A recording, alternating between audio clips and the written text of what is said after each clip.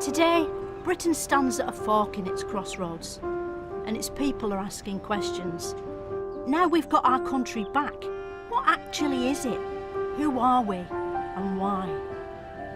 The best way to find out where Britain's heading is to look behind us into something called history, a sort of rear-view mirror for time. So that's where I'm going, back there. It's a journey that'll take me the length and width of the country. From the White Cliffs of Dover to the Scottish Highlands of the Scottish Highlands. On my odyssey, I'll be starting sentences in one location and finishing them in another. And looking at some of the biggest faces in British history and asking other people's faces about them. Henry didn't get arrested after he killed his first wife, did he? What sort of mistakes did the Tudor police make that led him to kill again? All of it taking place in this sceptred isle we call home. So join me, Philomena Cunk, as I take you right up the history of the United Britain of Great Kingdom. This is Cunk on Britain.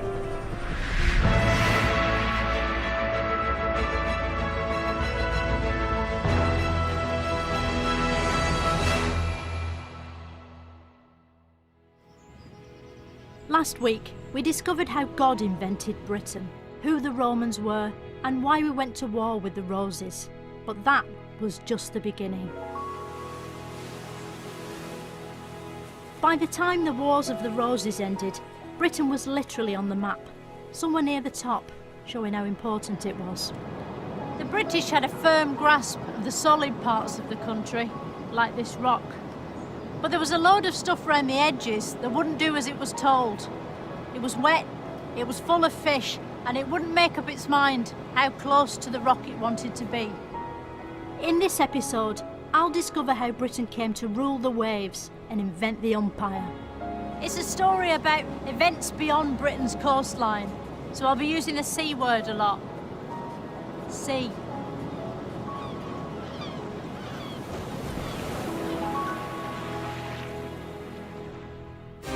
This is Hampton Court Palace, a building so impressive it has to be accompanied by harpsichord music.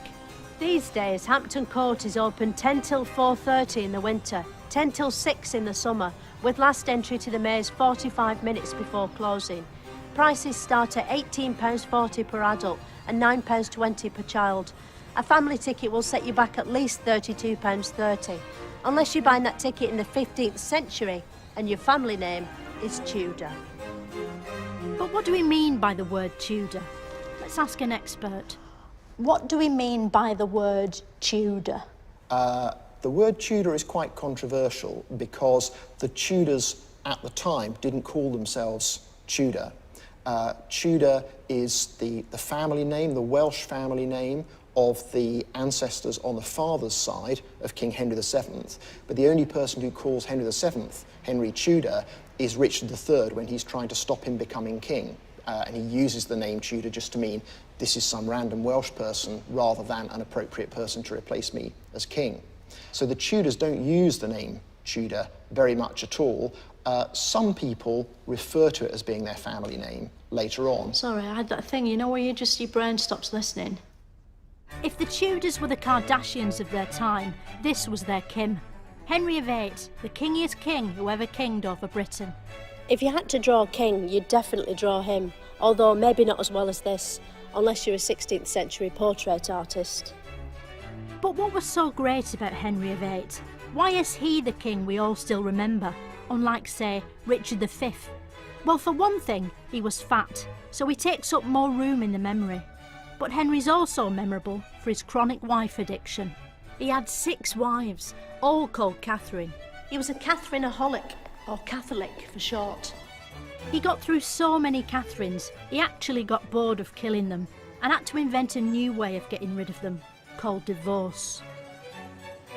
The Pope hated divorce, so Henry decided to divorce him. He took back control, broke with Europe, and made up a new religion, which it turns out is easier to do than popes like to pretend. Henry created the Church of England, didn't he? Did he have to find a British pope? He didn't need to find a British pope.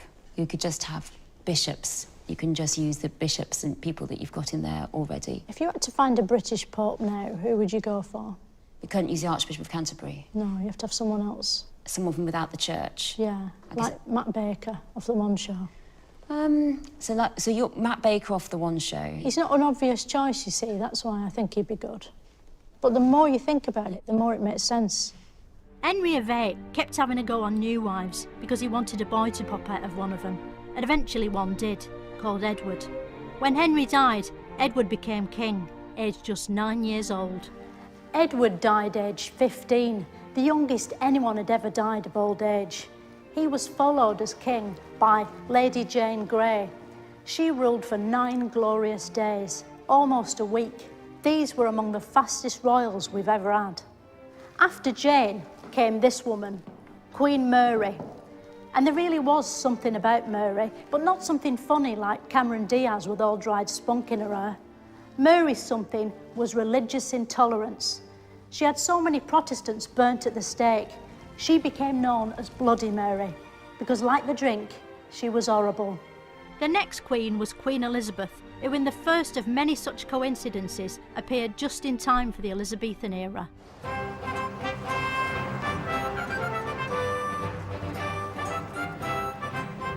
Queen Elizabeth I got a crown screwed on here in Westminster Abbey.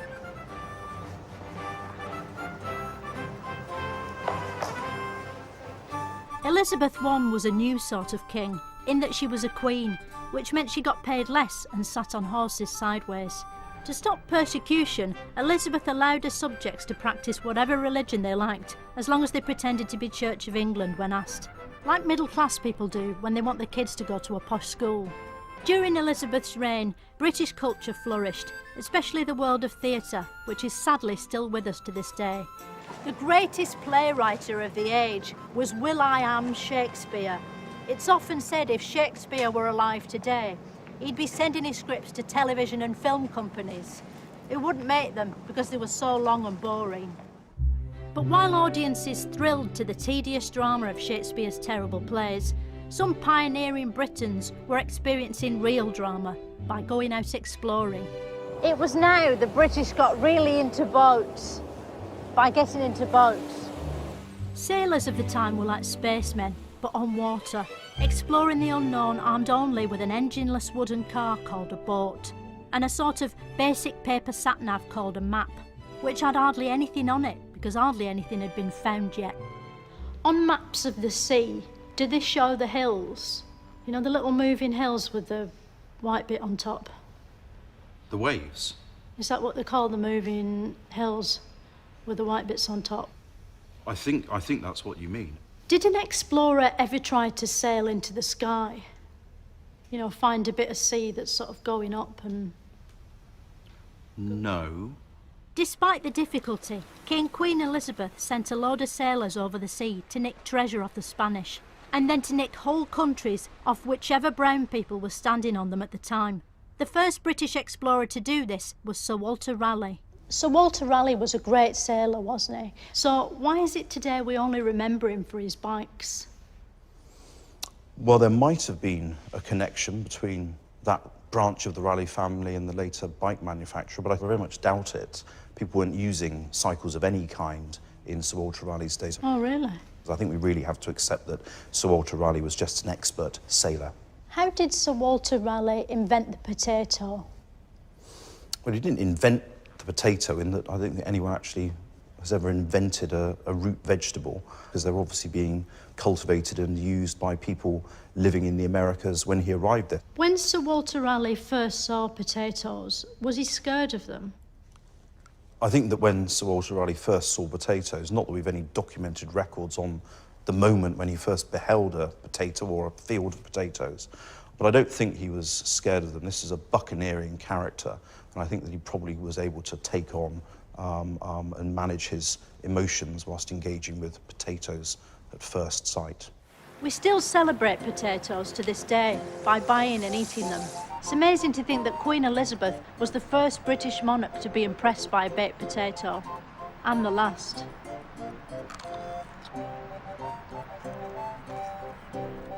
Walter Raleigh was big news, But he wasn't quite as big news as Sir Francis Drake. This is Drake's ship, the Golden Hind, which is Tudor for horse of gold. It was in this ship Drake became the first person to circumcise the globe, which is probably why this sort of ship is called a clipper. Imagine being on deck in that perilous age. You're in the middle of the ocean, a mighty thunderstorm's brewing. There's a sailor over there, another one over there, the king sailor turning the steering wheel thing, potatoes and spare wooden legs rolling around the deck, a seagull up that pole thing, someone reading a treasure map through a telescope, a bloke with a white beard carrying a tray of fish fingers, pirates all laughing in that horrible throaty way that they do, and at any moment the prospect that you might just sail off the edge of the world. It's a sobering thought, which they'd have needed because they were all pissed to the bollocks on rum. The British's mastery of the oceans made Catholic King Philip of Spain furious in Spanish. So he sent his secret weapon to attack England, a woman called Spanish Amanda. The story goes that Drake was playing a leisurely game of bowls on Plymouth Hall when the Spanish attacked. But Drake didn't let the Spanish attack put him off his stroke. He just carried on playing with his balls. According to records, when he'd finished, Drake changed back into his normal shoes and thrashed the Spaniards. At war, not bowling. England was victorious. Meanwhile, in Scotland, there was another Mary on the scene, Mary Queen of Scots. Mary and Elizabeth were rivals for the throne. Catholics loved Mary because they go mad for anyone called Mary. So Elizabeth cut her head off, which made it harder for Mary to take the throne because she could no longer see where it was. Elizabeth had ended the rivalry. The final score was 1-0. Elizabeth died without ever marrying, so has gone down in history as the vegan queen. She left no heirs, which was the olden word for children, making her the season finale of the Tudors. The next top royal was King James, who luckily hadn't inherited his mum's missing head, and so could become King of Scotland and England at the same time. King James I of England was also King James VI of Scotland, wasn't he? He was. Was he also the other 5 King Jameses in between?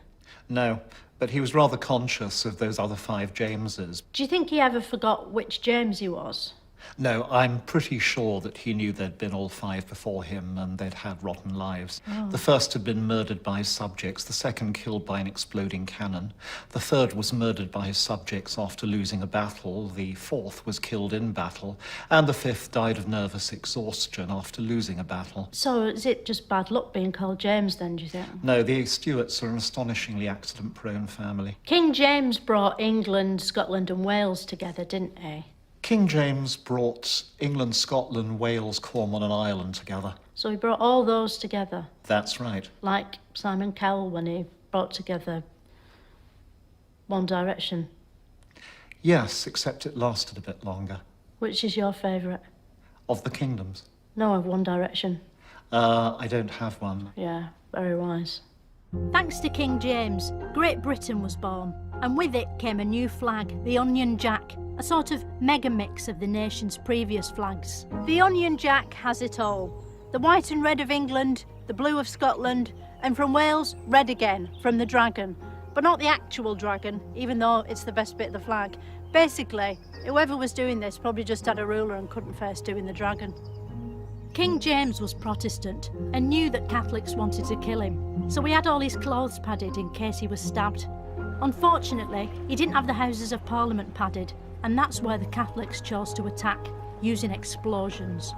This photo from the time shows the gunpowder plotters in the hats and false beards they used to hide their identities. What they didn't know is that someone had written their names on the wall behind, which is why they all got caught.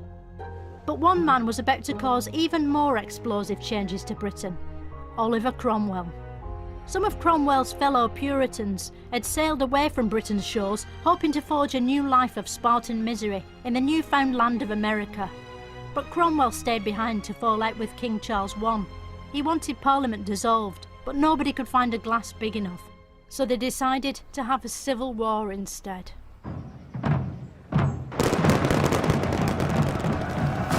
They called it a civil war because there was a swear jar and people apologised after killing each other, like in tennis. The Civil War was a clash of styles. The King's Cavaliers had panache and weird outfits, while Cromwell's Roundheads were basic, brutish little bulldog men. It was like a fight between Wayne Rooney and Noel Fielding, but not as funny. Eventually, after many reenactments just like this, the Roundheads won 1-0. Charles was caught in a big king net and executed here in Whitehall. A proud man to the last, he wore 2 shirts so no one could see him shiver, to preserve his regal dignity. And according to witnesses, it worked. His severed head rolled regally along the ground, pumping blood everywhere and getting covered in hay and dirt and dried up flecks of dignified fox shit. And no one mentioned the rest of him shivering at all. Under Cromwell, Britain became less fun than ever before, including when it was just rocks. As a Puritan, Cromwell outlawed popular entertainment, effectively turning the entire country into BBC 4. Little wonder that after Cromwell died, everyone decided it would be fun having a king once more. Charles II came down from the tree he'd been hiding in, and everyone was happy again, until suddenly in 1665 the plague happened. Again. Why did they decide to have the plague twice? More than anything, it must have just been boring. Well, they had many, many more times than twice. Did we get the plague because of the European free movement of rats and fleas and our inability to control our borders? It certainly looks as though the epidemic came to England by ship. Mm. So in that sense, yes, it's imported. They are immigrant rats and fleas. And they wouldn't integrate, except when they bit us.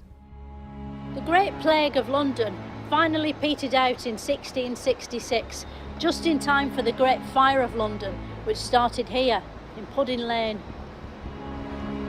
It was a hot, dry summer when a thatched wooden bakery full of highly combustible flour and flaming ovens inexplicably caught fire for some reason. How hot was the Great Fire of London? Could you, stand in somewhere like Maidenhead and sort of warm your hands on it like that? You couldn't warm your hands, but you probably could see it. How many other cities did the Great Fire of London burn down? No other cities. It was the Great Fire of London, but lots of other places were affected. But how do we know no other cities burnt down? Because it would have burnt them down. Yes, but we know that London was burnt, even though it was burnt down. So we would have the same sorts of information about other places that didn't burn down. But there might have been another place burnt down that just burnt down completely, and now we don't know because it's not there because it was burnt down. But then that wouldn't be part of the Great Fire of London, would it? No, it'd be outside, wouldn't it? Yes. So were there any others that burnt down? There don't seem to have been any other fires at the same time. Although we don't know because they burnt down. Well, that's one way of looking at it. We know a lot about the plague and the fire of London from the diaries of this man, Samuel Pepys. Samuel Pepys is probably the most famous diarist in the world, apart from Anne Frank, but no one knows what happened to her. We do know what happened to Pepys because he put it in his diary. Pepys was brave, wasn't he, writing his diary at the time of the Great Fire of London. You know, all that paper. He risked his life for us, really, didn't he? I don't think he risked his life for us. It was for himself. If Pepys was alive today, do you think he'd be doing Snapchat? And it's best to say yes, because we're trying to attract younger viewers. Yes, I'm sure he would be. Yeah, definitely. Yes. Yeah. After the fire was blown out by the King, London was extensively rebuilt by Sir Christopher Wren, the most significant bird in British history since Francis Drake. This is his finest achievement, St Paul's Cathedral, built on a site of spiritual significance near the Sainsbury's local and the restaurant where they do first dates. As well as being big, the cathedral was the first building in the world with a hat. It would get 10 out of 10 in Cathedral Review Monthly, if that magazine existed, which it doesn't. Meanwhile, London wasn't the only thing that was being burned. Witches were too. People genuinely believed witches were amongst them, their fear fueled by leaked photos like this. There wasn't a clear-cut way of telling whether someone was a witch if they weren't wearing their pointy hat. So Britain appointed its first and only Witchfinder General. Who was the Witchfinder General? The Witchfinder General was a young man called Matthew Hopkins. Matthew Hopkins? He went to my school. This is a different Matthew Hopkins, I hope. How do you know? He's an IT consultant now. Well, the Matthew Hopkins I'm talking about died 350 years ago. He went on a witch hunt which covered the whole of East Anglia and resulted in the death of about 100 women. Yeah, it's not the same Matthew Hopkins. No. My Matthew Hopkins is going through a divorce. Well, I think that's pretty harrowing, but compared with stringing up aged women upon scaffolds and torturing them into confession, it's probably fairly minor. Yeah, puts everything in perspective, doesn't it? That's the great thing about history. Matthew Hopkins devised a method to test if a woman was a witch. Hopkins' method was absolutely foolproof, which was handy because it had to be done by village idiots. The accused woman was lowered into water. If they floated, they were a witch and were killed. If they drowned, they were innocent and could go on living a normal life, underwater for 2 to 3 seconds. But the irrational world of witches and wizards was about to be blown away by the rational world of science and geniuses like Sir Isaac Newton. In 1665, Newton ran away from London because the plague was after him, so he came here, to Woolsthorpe Manor in Lincolnshire, a National Trust property that he was allowed to live in because he was famous. The story goes that an apple fell from this tree and landed on Newton's head. Despite his amazing hair, the force of the fruity blow caused several of his brain cells to rub together, and just like that, he invented gravity. What was the world like before Isaac Newton discovered gravity? Was everything just floating up to the sky? Well, gravity was always there. So it But he just took the credit for it. Because he had come up with laws of motion and things like that, gravity was a major part of his understanding of the world. If gravity's real, as you seem to be claiming, how come it doesn't work on kites? In all things, there's a balance of forces. And so a kite stays in the air because of forces that are keeping the kite in the air. Would you say the best example of gravity today is the game show Tipping Point? Because without gravity, that wouldn't work, would it? For sure. But I wouldn't say it's the best example of gravity. There's way more exciting examples than that. Go on, tell me. Well, there's flight, and there's walking on the moon. There I is thought you less meant gravity. what's the best game show version of gravity? Oh. Deal or no deal? It doesn't really use gravity. Well, I thought you said everything uses gravity. Because Noel Edmonds would be up in the roof otherwise, wouldn't he? That's true. We're all subject to gravity without realising it, but the game would still go on, even without gravity. Or maybe not, actually. I've thrown you now, haven't I? You have. Made you think. But gravity had a dark side. While everyone in Britain was busy thinking about why things fall, across the Atlantic, an entire nation was about to tumble, just like an apple, onto Britain's head. On the 4th of July 1776, America officially declared a war of independence from the British. It was a brutal conflict, with the British eventually suffering a humiliating defeat a mere 210 years before the premiere of the BBC sitcom Brushstrokes.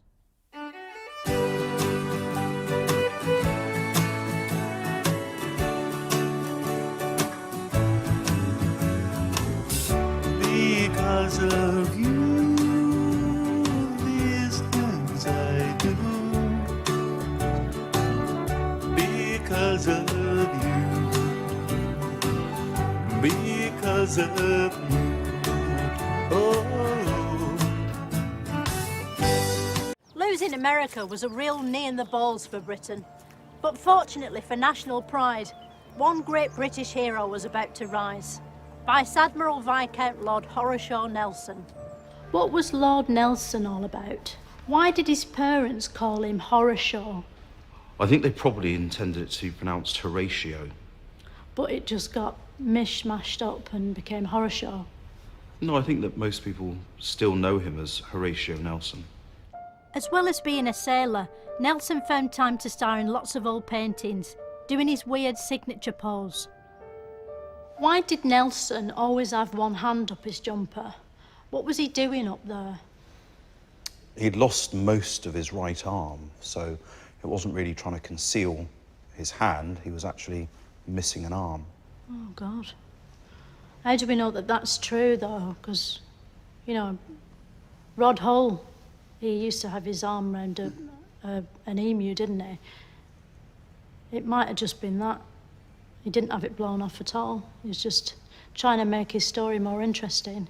Well, I don't see why he'd bother to do that. I mean, he's already a heroic figure, so I don't think he needed to sort of feign, you know, serious injury to, if you like, deepen his growing legend. So I think we can probably say that, unlike some things, this is true. Yeah, and the eye was true. The eye was true as well, yes, he wore a patch. So he was like a pirate, but like a boring one. Not being able to clap wasn't the most annoying thing in Nelson's life. He had an arch enemy, the annoyingly similar French pirate, Napoleon Cumberbatch. The fearsome French emperor had conquered most of Europe and was on the verge of having a conquer at Britain. But before he could, he had to have a Battle of Trafalgar against Nelson.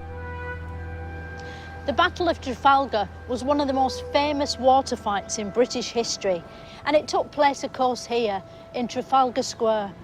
It's amazing to think that back then, all this would have been underwater. Only the top of the column would have been visible.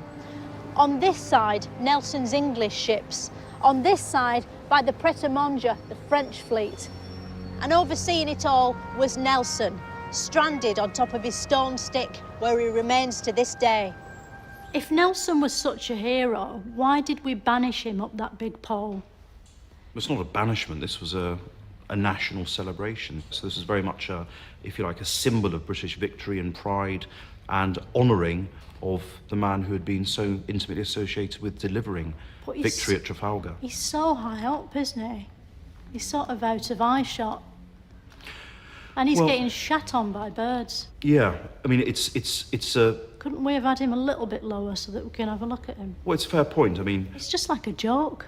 Yeah. Nelson's great victory at Trafalgar was sadly spoiled for him when he was shot by a French sniper. Taken below decks, he was comforted by his naval colleague Hardy, who kissed him to death. If Hardy was kissing Nelson at the exact moment he was dying, to what extent would that make him a necrophile? Because that's a serious offence. It took him 3 or 4 hours to die, and this particular famous moment took place when Nelson was still very much alive. So there was nothing dodgy about it? Nothing dodgy at all. Nelson may have died, but a whole new chapter of British history was about to be born. And it was all thanks to one woman, Queen Victorian era.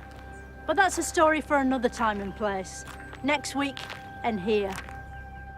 Next time, I'll be looking at the 19th century and asking the big questions. Who was Albert Hall? Why did Oliver twist? And what are Wordsworth? Wordsworth wrote, "I wandered lonely as a cloud," but clouds don't have legs, do they? So how was he allowed to get away with that kind of stuff?